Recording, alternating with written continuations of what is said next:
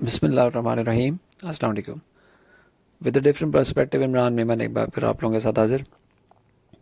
कल के voice note में हमने एक बात डिस्कस की थी कि इंडेक्स के बुल जो हैं वो एक हाइपर मूव दिखा रहे हैं और ये हाइपर मूव अगर कंटिन्यू होती है, इनफैक्ट 41,500 से 850 के बीच अगर इंडेक्स जाता है आज के दिन में यानी कि 7 फरवरी को, तो ये उतना ही अग्रेसिव एक सेलिंग प्रेशर भी ट्रिगर कर सकता है।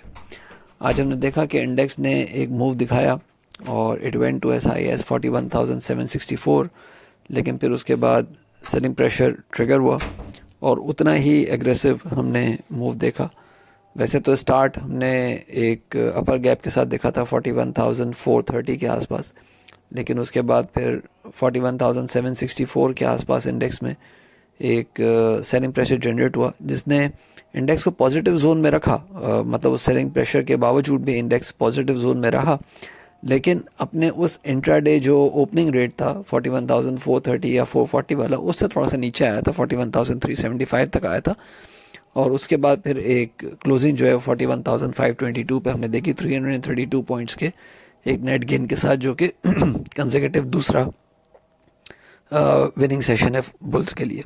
और साथ साथ अगर क्लोजिंग की बात करें तो 14 दिसंबर से अब तक की हाईएस्ट क्लोजिंग हमने देखी है। लेकिन स्टिल कुछ चीज़ें हैं जो ये बता रही हैं कि सेलिंग प्रेशर ही ट्रिगर हुआ है, दो के क्लोजिंग पॉजिटिव हुई है और ये हाइपर मूव को भी कंफर्म कर रहा है। पहली बात ये कि इंडेक्स में जो क्लोजिंग हुई है वो शूटिंग स्टार हुई है और शूटिंग स्टार क्लोजिंग के साथ साथ 24% वॉल्यूम ज़्यादा होना, यानी कि आज हमने 156 मिलियन शेयर्स ट्रेड होते हुए देखे, जो कि कल के मुकाबले में 24.5% ज़्यादा है।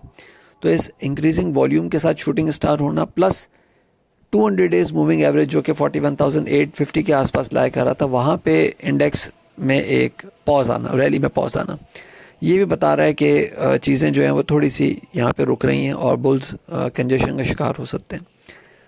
कल भी हमने कहा था कि अब सेल ऑन स्ट्रेंथ जो है वो आपने उसकी स्ट्रेटजी के साथ काम करना है। स्टॉक्स भी आइडेंटिफाई किए थे अपने प्रीमियम क्लाइंट्स के साथ, और अगर आप चाहें तो हमारे ट्विटर पेज पे जाके उन स्टॉक्स का नाम आप देख सकते हैं कि कौन से स्टॉक्स हमने आइडेंटिफाई किए थे फॉर सेल ऑन स्ट्रेंथ। और उसमें आप देखें कि चाहे वो PS हो, चाहे वो SNGP हो, चाहे PPL हो, इवन चाहे लकी सीमेंट हो, चाहे पायनियर हो, सारे के सारे या तो बहुत बुरी क्लोजिंग पे आए, नेगेटिव आए, या अपने हाई से बहुत नीचे ट्रेड होके आए और अच्छे वॉल्यूम्स के साथ हुए हैं, विच इंडिकेट्स के डिस्ट्रीब्यूशन हुआ है ऑन द अपसाइड। आने वाले सेशन के लिए भी हमारी जो स्ट्रेटजी है वो सेम है, सेल ऑन स्ट्रेंथ, और जो इनिशियल टारगेट आपका होना चाहिए वो 41,360 से 41,260 तक का होना चाहिए।